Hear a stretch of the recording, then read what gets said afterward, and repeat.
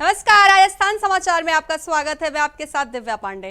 Bulletin की शुरुआत करेंगे जहां राजस्थान बीजेपी अध्यक्ष मदन राठौड़ ने दिल्ली में प्रधानमंत्री नरेंद्र मोदी से मुलाकात की है।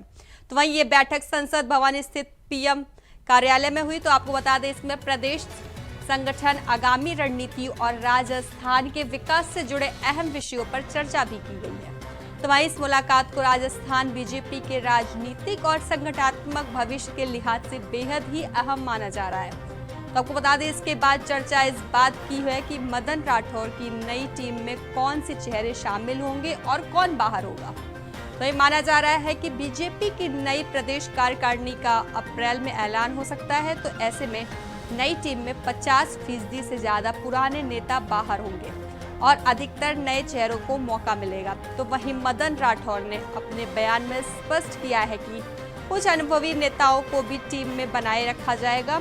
साथ ही इन नेताओं की परफॉर्मेंस और समीकरण को देखते हुए उन्हें नई कार्यकारिणी में बरकरार रखा जा सकता है।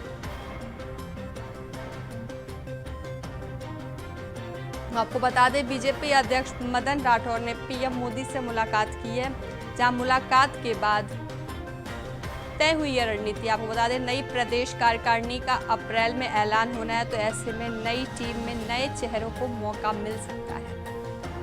बता दें, बीजेपी अध्यक्ष मदन राठौड़ ने प्रधानमंत्री नरेंद्र मोदी से मुलाकात की। तो ये मुलाकात के बाद रणनीति भी तय हुई। आपको बता दें, नई प्रदेश कार्यकारिणी का अप्रैल में ऐलान होना है। ऐसे में नई टीम में नए चेहरों को मौका मिलेगा। बता दें, बीजेपी अध्यक्ष ने पीएम मोदी से मुलाकात की है। तो वही मुलाकात के बाद रणनीति भी तय की गई है। तो वही नई प्रदेश कार्यकारिणी का आपको बता दें अप्रैल में ऐलान होना है। वहीं जानकारी के साथ हमारे एसोसिएट एडिटर भुवनेश टॉक हमारे साथ जुड़ गए हैं। भुवनेश, बीजेपी अध्यक्ष मदन राठौड़ ने पीएम मोदी से मुलाकात की है, किन मुद्दों पर चर्चा हुई है? जी बिल्कुल, देखिए दिव्या, भाजपा के जो प्रदेश अध्यक्ष है मदन राठौड़, इन्होंने संसद भवन में जो प्रधानमंत्री कार्यालय है उसमें प्रधानमंत्री नरेंद्र मोदी से मुलाकात की है। अभी हाल ही में निर्वाचित हुए हैं मदन राठौड़, और हालांकि इससे पहले भी इनका जब मनोनयन हुआ था उसके बाद से इन्होंने टीम में कोई बदलाव नहीं किया गया है। लेकिन अब जब दोबारा वो निर्वाचित हो चुके हैं तो एक नई प्रदेश कार्यकारिणी की जरूरत है और उसी को लेकर चर्चा हुई है। और इसमें संगठन में किन चेहरों को सम्मिलित किया जाएगा, कौन पुराने चेहरे जिनको बदला जाना है, इस पर एक विस्तृत जो चर्चा है वो प्रधानमंत्री के साथ में हुई है। और यही अब अटकलें लगाई जा रही है कि आगामी जो महीना है अप्रैल 2025 में राजस्थान प्रदेश भाजपा को एक नई कार्यकारिणी मिलेगी। मदन राठौड़ से हालांकि 2 दिन पूर्व इंडिया वॉइस की एक एक्सक्लूसिव बातचीत हुई थी, हमारा एक मुलाकात जो कार्यक्रम है उसके दौरान भी जब उनसे सवाल किया गया था तो उन्होंने यही कहा था कि शीर्ष नेतृत्व जो है उसके साथ चर्चा करने के बाद में ही हम ये तय करेंगे कि किन लोगों को संगठन में सम्मिलित करना है, क्योंकि अभी हाल ही में सभी जो जिलाध्यक्ष हैं उनकी नियुक्ति हुई है, कई जगह मनोनीत किए गए तो कई जगह निर्वाचन हुआ है। तो अब मदन राठौड़ के लिए एक बड़ी चुनौती है और उसी चुनौती को ये इसी तरीके से देखते हैं कि आलाकमान के जो शीर्ष नेता है उनके साथ समन्वय बना रहे और उन्हीं की सलाह मशवरे के बाद में जो प्रदेश कार्यकारिणी है वो घोषित की जाए। और ये जो तस्वीर है ये बयां भी कर रही है कि हाल ही में जब प्रधानमंत्री के साथ में इनकी मुलाकात हुई है कल संसद में, तो अब जाहिर सी बात है कि मदन राठौड़ को जो आगे की कार्यकारिणी है बनानी है उसमें वो तय कर चुके हैं कि किन लोगों से सम्मिलित किया जाना है। जी दीजिए। जी बिल्कुल भुवनेश, पीएम से मुलाकात के बाद नई रणनीति भी तय की गई। अब ऐसे में नई प्रदेश कार्यकारिणी का अप्रैल में ऐलान भी होना है। तो वही किन चेहरों को मौका मिल सकता है? जी देखिए दिव्या, मदन राठौड़ ने स्पष्ट किया था कि पुराने जो अनुभवी चेहरे हैं उनकी भी आवश्यकता हालांकि संगठन को पड़ती है और जरूरत भी रहती है, लेकिन फिर भी जो 50% से अधिक जो पुराने जो कार्यकारिणी में पदाधिकारी है उनको चयन किया जाएगा। इनमें मुख्य रूप से जो महामंत्री है, उपाध्यक्ष है, इन पदों के लिए, क्योंकि जो पदाधिकारी है वो कोई चुनाव लड़ने के बाद में निर्वाचित हो चुके हैं, सांसद है, कुछ राज्यसभा में है, कुछ जो पुराने पदाधिकारी है उनको बोर्ड में अध्यक्ष बना गया, एक जिम्मेदारी मिली है। तो अब मदन राठौड़ का कहना है कि उन पद जो है वो इस कार्यकारिणी से उनको बाहर किया जाएगा और नए युवा चेहरों को प्राथमिकता दी जाएगी। महिलाओं को लेकर भी मदन राठौड़ का स्पष्ट एक जवाब था कि जिस तरीके से इस बार जिलों में भी उन्होंने 3 जिलों की जो मुखिया है, जिलाध्यक्ष है, उन पद पर महिलाओं को जिलाध्यक्ष बनाया है, तो जाहिर सी बात है कि प्रदेश कार्यकारिणी की जो टीम बनेगी उसमें भी महिलाओं को, युवाओं को और जो अनुभवी चेहरे हैं उनको भी सम्मिलित किया जाएगा। यानी कि सभी तरीके के जो लोग हैं उनकी आवश्यकता इस संगठन में पड़ती है। और क्योंकि हाल ही में जो 7 विधानसभाओं के उपचुनाव हुए उसमें भी भाजपा ने काफी अच्छा प्रदर्शन किया था मदन राठौड़ के नेतृत्व में, लेकिन आगामी जो निकाय चुनाव होने राजस्थान में, पूरे राजस्थान भर में एक साथ में निकाय चुनाव, ठीक है भुवनेश, तो जानकारी के लिए आपका धन्यवाद। आपको बता दें मदन राठौड़ ने पीएम मोदी से मुलाकात की है, जहां मुलाकात के बाद रणनीति भी तय की गई है। तो वहीं नई प्रदेश कार्यकारिणी का अप्रैल में ऐलान भी किया जा सकता है, तो वहीं नई टीम में नए चेहरों को मौका भी मिलेगा। खबरों में आगे बढ़ेंगे। खबर जयपुर से है, जहां एक वाहन रैली के दौरान भड़काऊ नारेबाजी का दहशत फैलाने के मामले में पुलिस ने एक्शन लिया है। आपको बता दें दरअसल हवा महल विधायक स्वामी बाल मुकुंदाचार्य ने पुलिस कमिश्नर से मुलाकात कर कड़ी कार्रवाई की मांग की थी। तो वहीं इस पर पुलिस प्रशासन ने तत्काल कार्रवाई करते हुए रैली में शामिल 22 वाहनों को जब्त कर लिया और 16 आरोपियों को हिरासत में ले लिया है। तो गौरतलब है कि धुलंडी के दिन जयपुर के प्रमुख बाजारों से होकर एक बाइक रैली निकाली गई थी। कई मोटरसाइकिलों पर 3 से 4 युवक सवार होकर नियमों का उल्लंघन किया है। तो इस घटनाक्रम को लेकर विधायक स्वामी बाल मुकुंदाचार्य और जयपुर बीजेपी जिला अध्यक्ष अमित गोयल ने पुलिस कमिश्नर से मुलाकात कर ज्ञापन सौंपा और सख्त कार्रवाई की मांग की है। तो वहीं पुलिस ने तुरंत कार्रवाई करते हुए रैली में शामिल वाहनों को जब्त किया है और संदिग्ध लोगों को हिरासत में भी ले लिया है।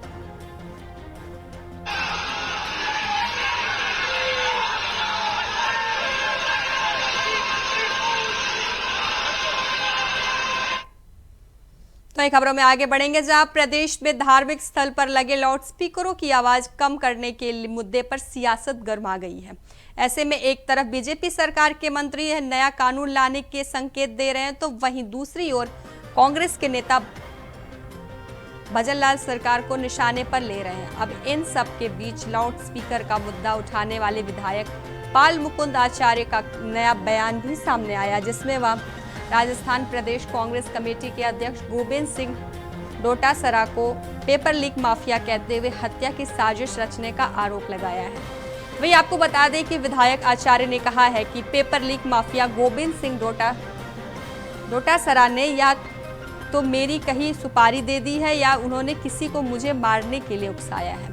विधायक ने कहा कि मैं सीधे तौर पर उन पर मेरी हत्या की साजिश रचने का आरोप लगाता हूं।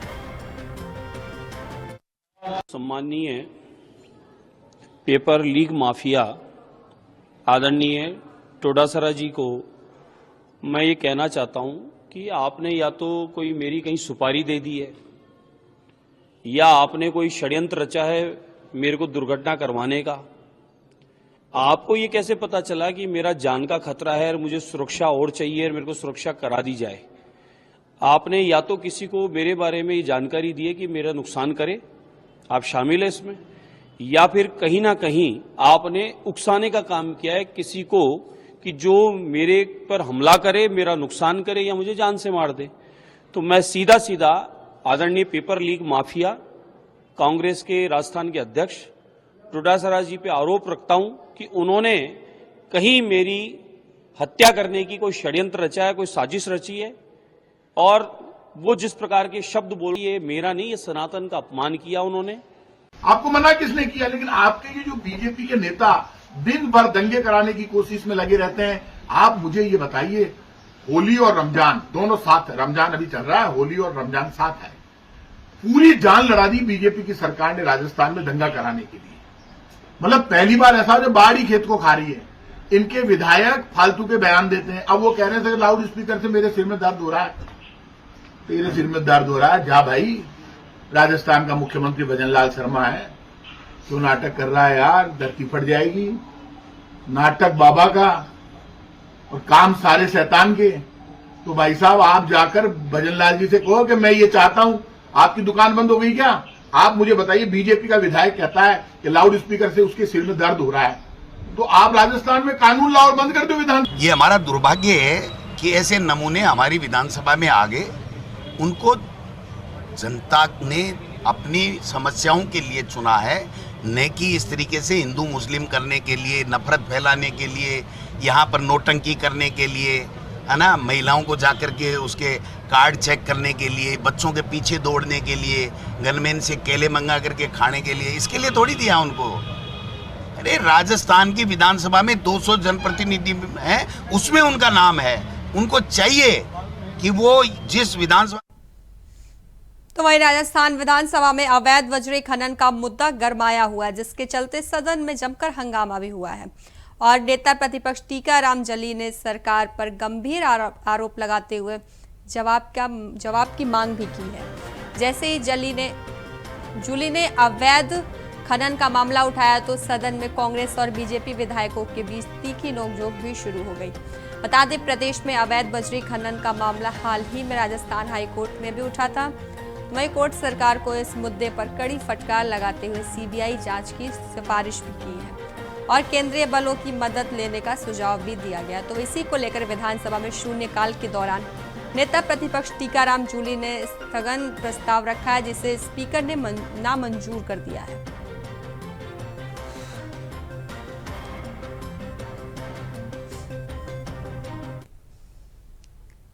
खबरों में आगे बढ़ेंगे। खबर चित्तौड़गढ़ से है, जहां 462 वकीलों के प्रैक्टिस करने पर रोक लग गई है। बता दें, इनमें से अधिकांश नए युवा वकील हैं। इनमें से कई नियमित प्रैक्टिस भी नहीं कर रहे हैं, पर बार काउंसिल ऑफ राजस्थान के ताजा आदेश के बाद या चाह कर भी फिलहाल प्रैक्टिस नहीं कर पाएंगे। जिले में रजिस्टर्ड वकीलों में से कई वकीलों की वकालत करने पर रोक भी लग गई है। किसी को बार नहीं किया गया है। बार काउंसिल ऑफ इंडिया और बार काउंसिल ऑफ राजस्थान के जो पत्र हमें प्राप्त हुए हैं, उसके अनुसार जिन अधिवक्ताओं ने AIB का एग्ज़ाम क्लियर नहीं किए हैं या उन्होंने एग्ज़ाम दिए नहीं हैं, उनकी लिस्ट हमारे पास आई है 311 की। और हमने भी अभी सभी अधिवक्ताओं को नोटिस देके कहा है कि जिन्होंने भी AIB क्लियर किया है वो अपने प्रमाण पत्र हमारे पास जमा करा देना है। और हमारी तो BCR और BCI से रिक्वेस्ट है कि जिन अधिवक्ताओं ने एग्ज़ाम क्लियर नहीं। तो वही खबर पाली जिले से है, जहां कैबिनेट और पशुपालन मंत्री जोराराम कुमावत ने जिला परिषद सभागार में गौशाला संचालकों और पशुपालकों के साथ विशेष बैठक की है।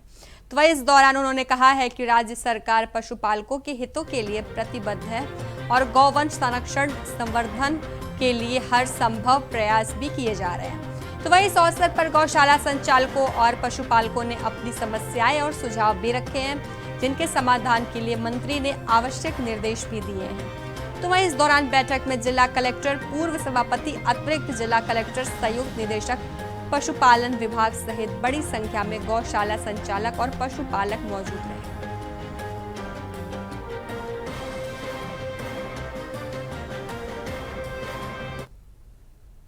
तो वही खबर राजगढ़ से है, जहां ट्रेन से कटकर एक व्यक्ति की मौत हो गई है।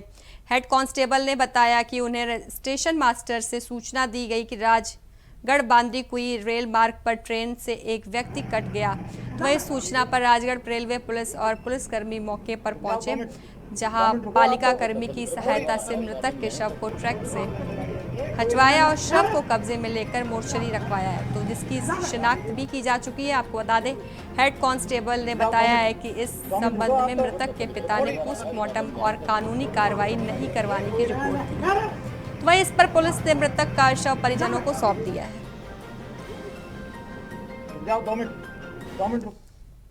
तो वहीं प्रदेश में करोड़ों की खेती की जमीन के अवैध आवंटन का प्रशासनिक अधिकारियों और भूमाफियाओं पर आरोप लगाया है। बता दें, अधिकारियों पर आरोप है कि इनके 60 गांठ से सरकारी खेती की जमीन के अवैध आवंटन किया गया है। तो वहीं ग्रामीणों का दावा है कि 7 करोड़ रुपए से अधिक की रिश्वत लेकर नियमों को ताक पर रखकर जमीन का आवंटन किया गया है। तो वहीं जांच के नाम पर सिर्फ लीपापोती की गई है। आपको बता दें, घोटाले में संलिप्त अफसरों को ही जांच कमेटी में शामिल किया गया था।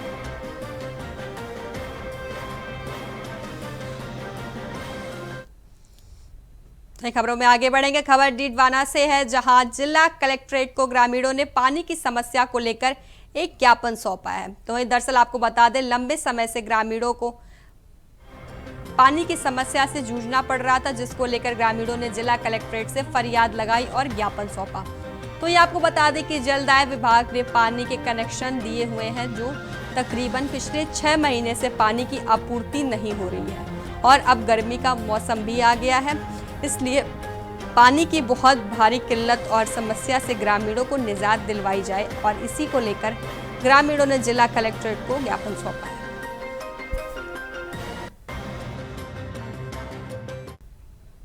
तो वही खबर सवाई माधोपुर से है, जहां नगर परिषद के जरिए मृत मवेशी डाले जा रहे हैं। आपको बता दें, इसके चलते हाउसिंग बोर्ड में बदबू की वजह से लोगों का जीना मुश्किल हो रहा है। तो वहीं जंगली जानवर भी जंगल से निकलकर आबादी वाले इलाके में आ रहे हैं। आपको बता दें, ऐसे में वन विभाग ने मृत मवेशी डालने से रोकने के लिए मौके पर जेसीबी से गहरी खाई खुदवाई है।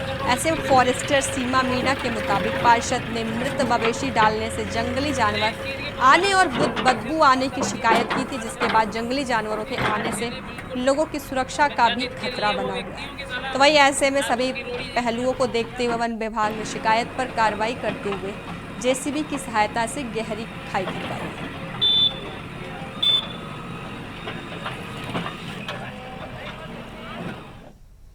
राजस्थान समाचार में फिलहाल के लिए बस इतना ही। बने रहें इंडिया वॉइस के साथ। नमस्कार।